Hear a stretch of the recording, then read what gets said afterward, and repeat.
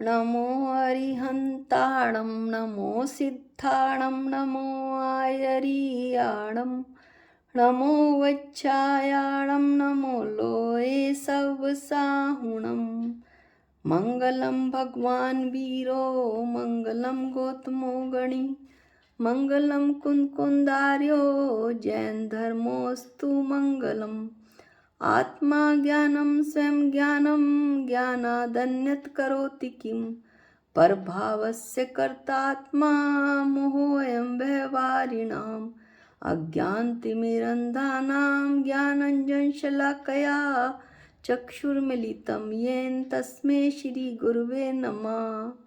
अज्ञान रूपी अंधकार से अंधे हुए मेरे नेत्रों को जिन्होंने ज्ञान रूपी अंजन की शलाका को डालकर खोल दिया है और उन्हें ज्ञानवान बना दिया है, ऐसे श्री गुरु को मेरा नमस्कार हो। इस तरह से मंगलाचरण करके हम पंचअस्तिकाय संग्रह ग्रंथ का आरंभ करते हैं। श्रीमद् कुंचार्य आचार्य द्वारा रचित समय सार, प्रवचन सार, नियम सार, पंचअस्तिकाय संग्रह एवं अष्टपाहुड़, ये 5 ग्रंथ पंच परमागम के नाम से प्रसिद्ध हैं। इनमें से समय सार, प्रवचन सार एवं पंचअस्तिकाय संग्रह, ये तीनों प्राकृत त्रयी, प्राभर्त त्रय और नाटक त्रयी के नाम से जाने जाते हैं। पंचअस्तिकाय संग्रह में काल रहित 5 अस्तिकायों का वर्णन और 6 द्रव्यों का वर्णन है। 9 पदार्थों पूर्वक मोक्ष मार्ग का निरूपण किया गया है। इस पंचअस्तिकाय संग्रह परमागम का प्रारंभ करते हुए शास्त्रकर्ता ने इसे सर्वज्ञ महामुनि के मुख से कहे गए यानी अनंत भगवान के मुख से कहे गए पदार्थों का प्रतिपादन करने वाला, पदार्थों को बताने वाला, चतुर्गति नाशक, मनुष्य, त्रियंच, देव, नारकी गति का नाशक तथा निर्वाण का कारण, मोक्ष का कारण बताया है। श्री अमृतचंद आचार्य देव ने इस ग्रंथ की समय व्याख्या नामक संस्कृत टीका लिखी है और जयसेन आचार्य ने तात्पर्य वृत्ति नामक संस्कृत टीका लिखी है। समय व्याख्या। हम आचार्य अमृतचंद द्वारा रचित जो टीका है समय व्याख्या, उसका अर्थ देखते हैं। समय के कई अर्थ हैं। काल को भी समय कहते हैं, आत्मा को भी समय कहते हैं, लेकिन यहाँ पर जो हम समय का अर्थ लेंगे वो 6 द्रव्य हैं। समय यानी 6 द्रव्य, 6 द्रव्य की समय व्याख्या, जिसमें 6 द्रव्य की व्याख्या की गई है और यह बतलाया गया है कि उसमें 5 अस्तिकाएँ कौन कौन से हैं, उसका वर्णन है। यह जो ग्रंथ है वो 2 शैलियों में लिखा गया है, एक आगम शैली और एक अध्यात्म शैली। आगम शैली में प्रथम अधिकार बताया गया है जिसमें कि 6 द्रव्य और 5 अस्तिकायों का निरूपण है। दूसरे अधिकार में 7 तत्व व 9 पदार्थ पूर्वक मोक्ष मार्ग का कथन है, जिससे कि भव्य आत्मा को भेद विज्ञान के द्वारा 7 तत्व और 9 पदार्थ पूर्वक 7 तत्व व 9 पदार्थ पढ़कर अपने स्वरूप को जो भव्य आत्मा पहचान ले, ऐसा भेद ज्ञान कराया गया है। दूसरे अधिकार में कि मैं चेतन भगवान आत्मा हूँ, इसके अलावा मैं विश्व में कुछ भी नहीं हूँ। ऐसा जो इसलिए जो इसकी शैली है वो अध्यात्म शैली है दूसरे अधिकार की। अभी हम इसका विस्तार से वर्णन कि इस ग्रंथ में क्या क्या है श्लोक 4, 5 और 6 में पढ़ेंगे। अभी हम इसमें पहला जो श्लोक है आज उसका वर्णन करेंगे, उसका अध्ययन करेंगे। प्रथम तो ग्रंथ के शुरू में श्रीमद् भगवत कुंद आचार्य देव वर्णित प्राकृत गाथाबद्ध इस पंच अस्तिकाय संग्रह नामक शास्त्र की जो समय व्याख्या संस्कृत टीका है, उसके जो रचयिता हैं श्री अमृतचंद आचार्य देव, उन्होंने पहले श्लोक द्वारा मंगल के हेतु परमात्मा, सकल परमात्मा और निकल परमात्मा यानी अरहंत और सिद्ध भगवान को नमस्कार किया है। नमस्कार करते हुए पहला श्लोक पढ़ते हैं।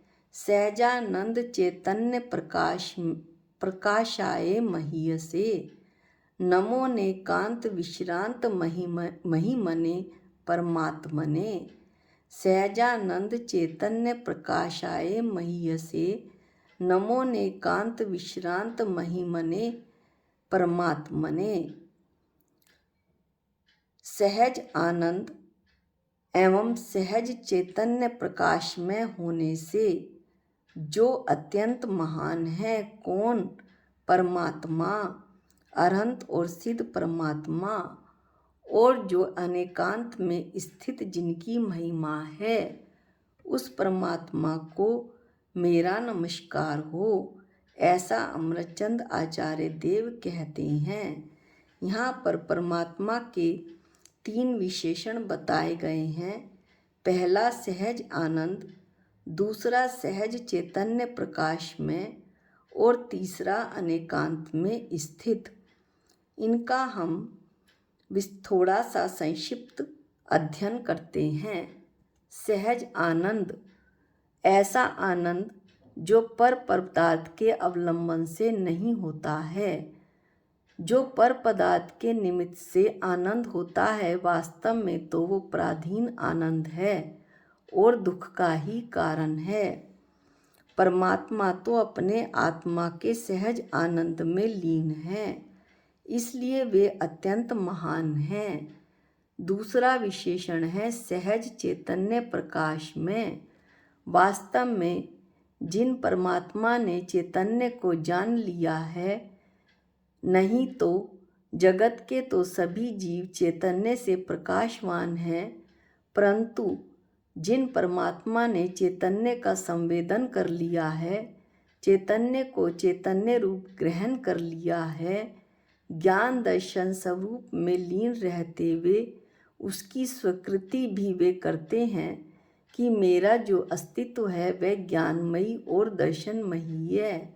ऐसा जिसने ग्रहण कर लिया है और ऐसा चैतन्य का प्रकाश जिसके पास है, चैतन्य के प्रकाश होते ही उनका जो मोह रूपी अज्ञान का अंधेरा था वो नष्ट हो गया है। ऐसे चैतन्य के स्वामी महान कहलाने के योग्य हैं। दूसरे विशेषण में इसीलिए सहज चैतन्य प्रकाश में होने से परमात्मा को महान बताया है। तीसरा विशेषण है अनेकांत में स्थित।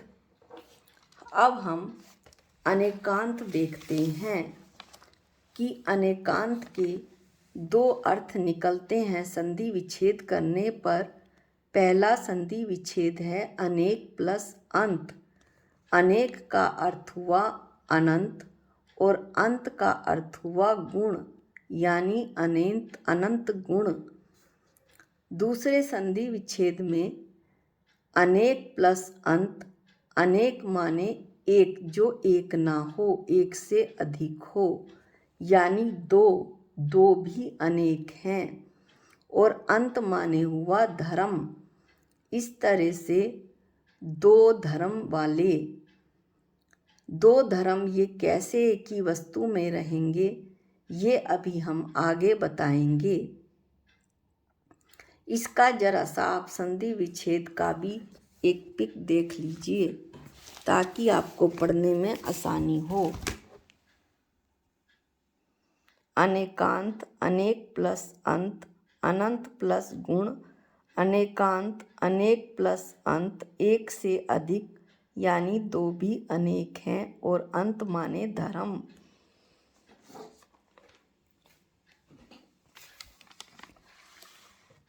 अब हम इसका जो पहला विषय अनेकांत का अर्थ है अनंत गुण वो देखते हैं। जैसे आत्मा है तो आत्मा में अनंत गुण हैं, ज्ञान, दर्शन, सुख, वीर्य, अस्तित्व, वस्तुत्व आदि। अनंत गुण वाली जो आत्मा है या प्रत्येक वस्तु वो अनेकांत कहलाती है।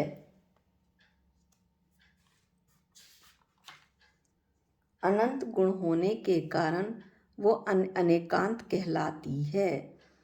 अब हम इसका दूसरे संधि विच्छेद का अर्थ देखते हैं। इसमें बतलाया गया था कि एक से अधिक दो धर्म, लेकिन ये दो धर्म एक वस्तु में युगल रूप में रहते हैं और ये दोनों धर्म विपरीत एक दूसरे से विपरीत होते हैं, एक ही समय में एक साथ एक वस्तु में रहते हैं।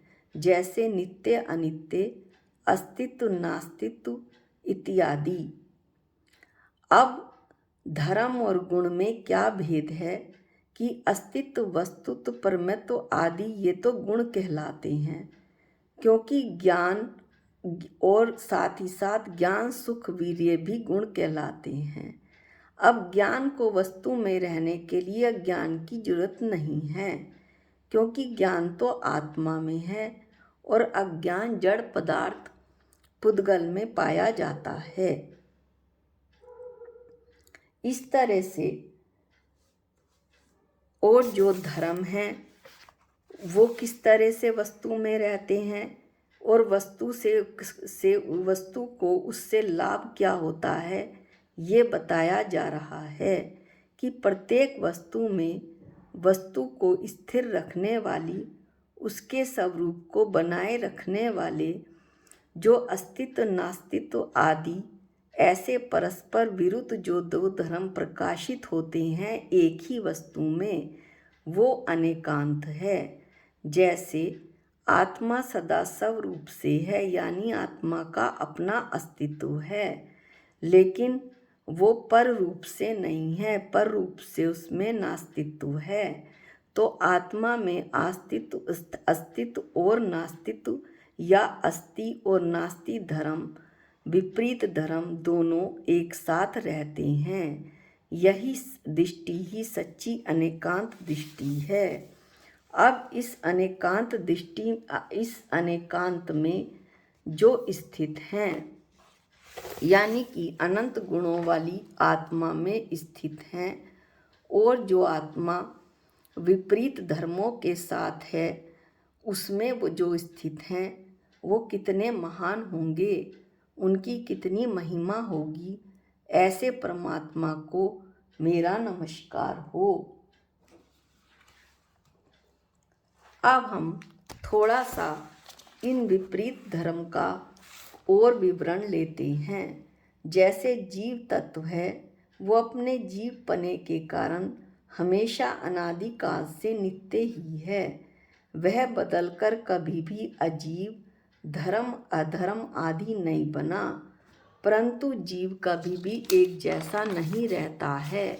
ये हम सब देखते हैं कि वो निरंतर बदलता रहता है। बचपन से लेकर वृद्धावस्था तक प्रत्येक मनुष्य लगातार बदल रहा है, उसमें चेंजेस हो रहे हैं। जब वो छोटा था, बच्चा था, फिर वो बड़ा हुआ, जवान हुआ और अब वो वृद्ध हो रहा है। इसलिए जीव तो वही का वही है, परंतु वैसा का वैसा नहीं है। ये समझने की बात है कि पर्याय रूप से तो जीव अनित्य है, लेकिन द्रव्य दृष्टि से जीव नित्य है। यही अनेकांत दृष्टि है। और अनेकांत दृष्टि को जिसने बताया और जो अनेकांत में स्वयं स्थित है, ऐसी महिमा वाले परमात्मा को पुनः मेरा नमस्कार हो। इस तरह आचार्य देव इस श्लोक को करते हुए मंगलाचरण के रूप में परमात्मा को नमस्कार कर रहे हैं और उनके 3 विशेषण बता रहे हैं। सहज आनंद, सहज चैतन्य प्रकाश में और अनेकांत में स्थित। आज के लिए इतना ही। अगला जो इसका श्लोक है, जिसमें कि अमृतचंद आचार्य देव ने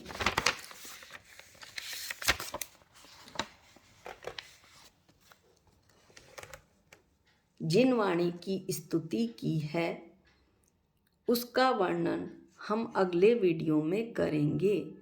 आज के लिए इतना ही। निज निधि निज में बताई, ये अनंत उपकार है। इसके लिए जिन वाणी माँ को वंदनानंत बार है, वंदनानंत बार है। सबको जय जिनेंद्र।